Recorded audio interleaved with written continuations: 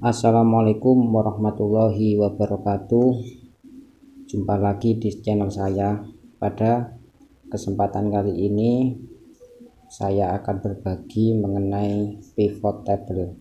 Pivot table sendiri sesuai deskripsi yang saya dapatkan kurang lebih seperti ini. Pivot table adalah alat yang hebat untuk menghitung, meringkas, dan menganalisis data yang memungkinkan Anda melihat perbandingan, pola, dan tren dalam data Anda.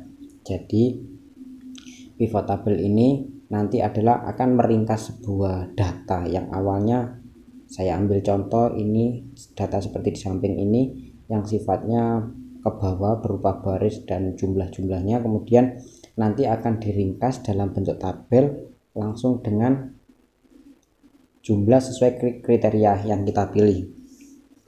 Kemudian pivot table ini sebenarnya sama halnya dengan kita menggunakan rumus count if, sum if, tergantung pola data yang akan kita tampilkan, sehingga nanti kalau data yang awalnya berupa seperti ini, jika di pivot table nanti akan lebih mudah membacanya.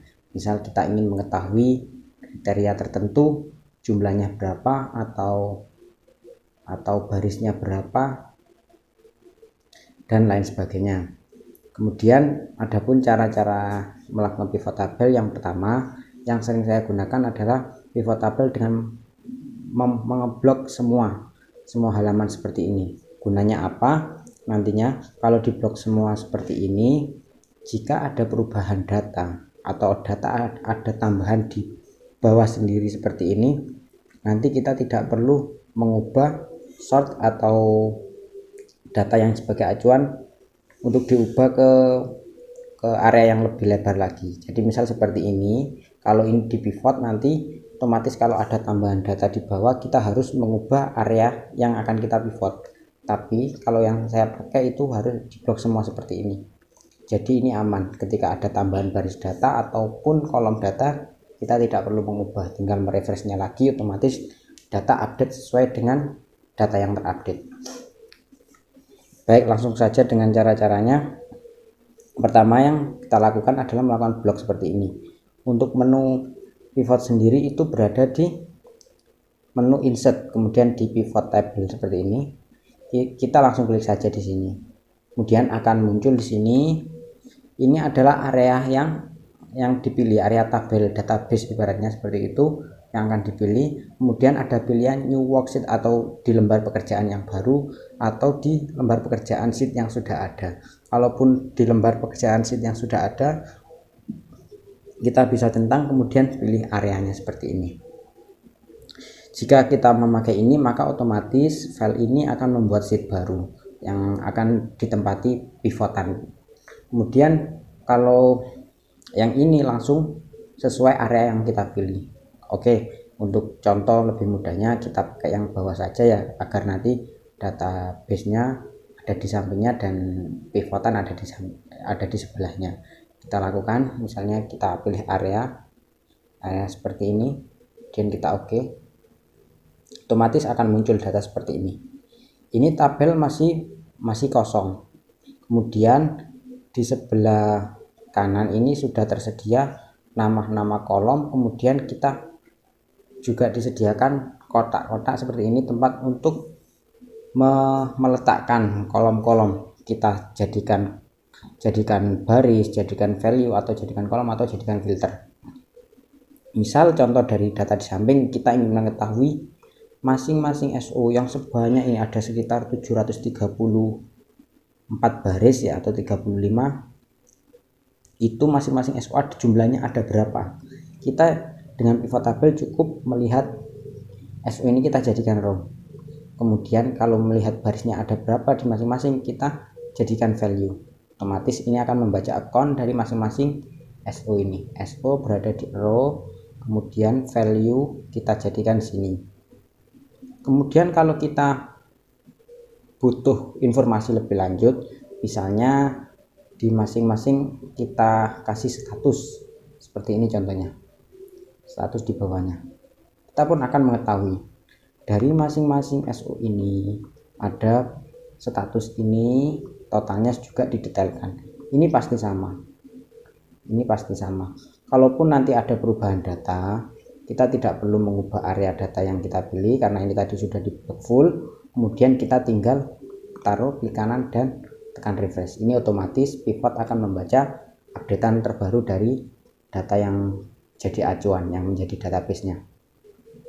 Kemudian ini sama halnya kita membuat rumus count if. Pivot tidak hanya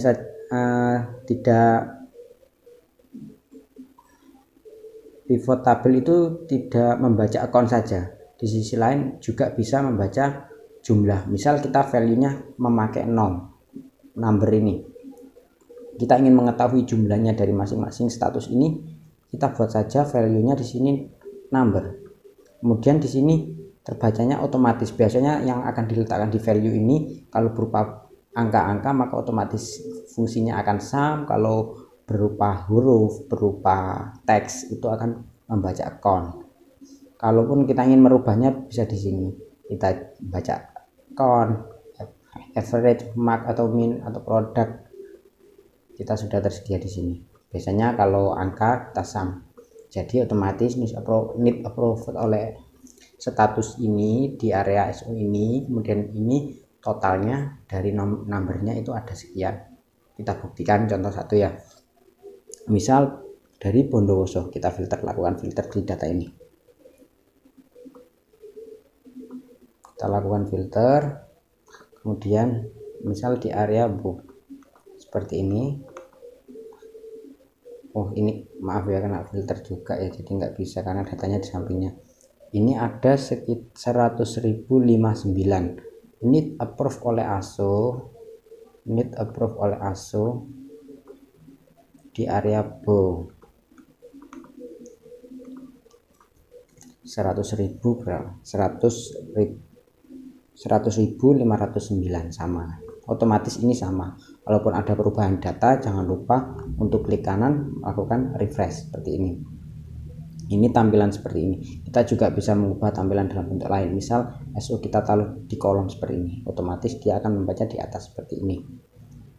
So ini sama dengan yang video sebelumnya yang saya jelaskan menggunakan rumus count dan sum if, on if atau sum if.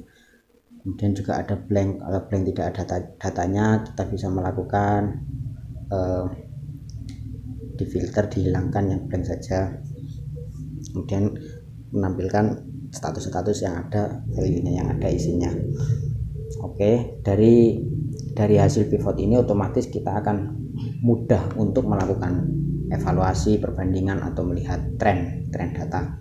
Misalnya kita melakukan evaluasi di misalnya data yang ada bulannya, perbandingan dalam setahun, bulan ini perolehan berapa seperti itu. Nanti ini kelanjutannya bisa dilakukan, dibuatkan grafik agar lebih mudah lagi dalam membacanya. Jadi pivot table sangat simpel dan mudah ya, dan otomatis akan membaca. Ini sangatlah berguna untuk kita yang mengolah data yang banyak, yang boleh dikatakan berupa baris dan mungkin rancuh kalau kita melakukan evaluasi dalam bentuk data seperti ini. Tapi ketika sudah kita pivot, otomatis akan jadi tampilan-tampilan yang mudah seperti ini. Tinggal kita mainkan di kolom ini, masing-masing status dari kolom ini kita jadikan kolom atau baris, kita diatur sesuai kebutuhan. Kemudian kita juga bisa pilih yang filter misalnya seperti ini. Kemudian mitra ini sama, otomatis membaca semua mitra yang ada di masing-masing SO seperti ini. Kemudian kita filternya status, kita pilih apa. Ini belum di refresh, belum update.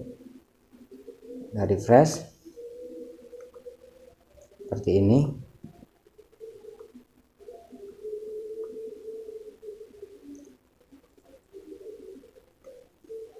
Otomatis status akan terbaca. Kita bisa pilih misal status tertentu seperti ini, misal status ini saja, otomatis akan membaca mitranya dan SO nya seperti ini dari data di samping.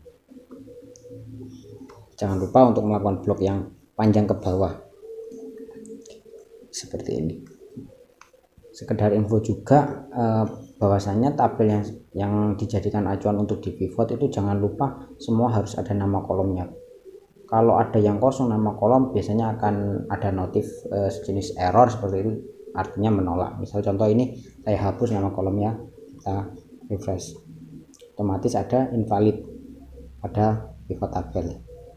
Ini harus ada namanya, harus ada, karena nanti sistem akan bingung membaca datanya, sumbernya dari mana dan jenis kolomnya itu apa yang diinginkan.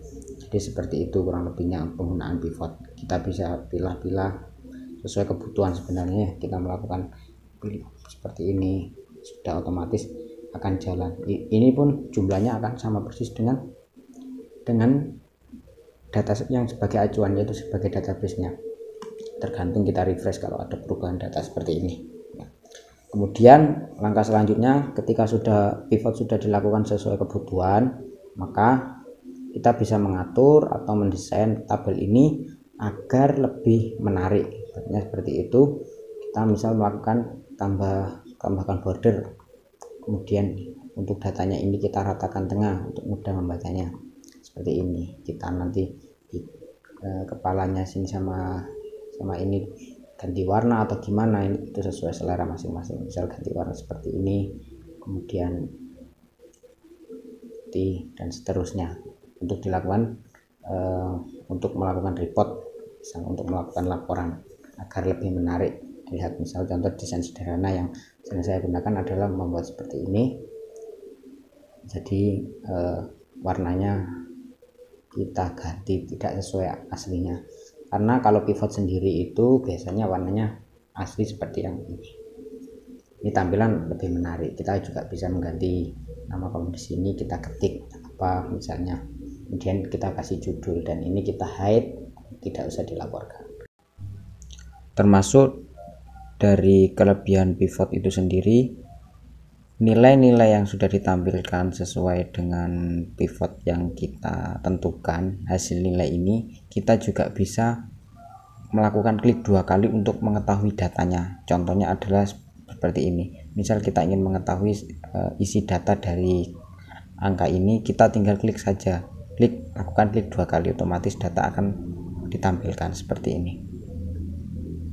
Detailnya sudah akan ditampilkan karena ini dari total ini sesuai dengan yang kita klik tadi, seperti itu. Jadi jangan lupa nanti 4 kotak ini yang sebagai acuan yang kita pilih. Nanti baris itu akan dijadikan sebuah kolom, nama kolom itu akan dijadikan sebuah baris atau seterusnya. Yang jelas ini digunakan sesuai kebutuhan. Sumnya juga value-nya ini juga bisa berupa dari penjumlahan account atau penjumlahan isi dari setiap selnya ya. Kalau ini sum berarti menjumlahkan dari setiap sel di kolom number ini, karena ini yang saya ambil number. Jika ini tarik maka otomatis hilang karena tidak ada value yang diambil.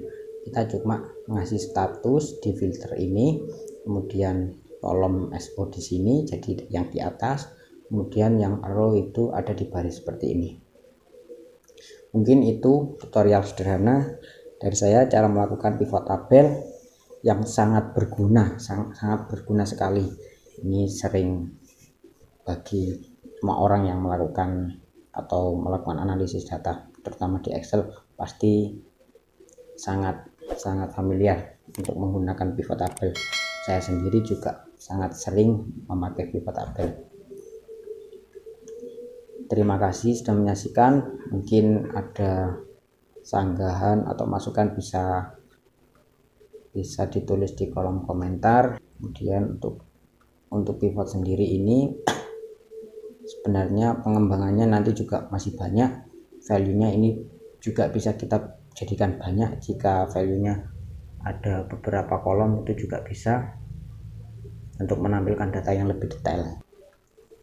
Terima kasih sudah menyaksikan video tutorial sederhana cara pivot dasar ya, untuk menampilkan data yang lebih mudah untuk melihat perbandingan atau melakukan evaluasi. Dan jangan lupa untuk terus menyaksikan video saya selanjutnya. Assalamualaikum warahmatullahi wabarakatuh.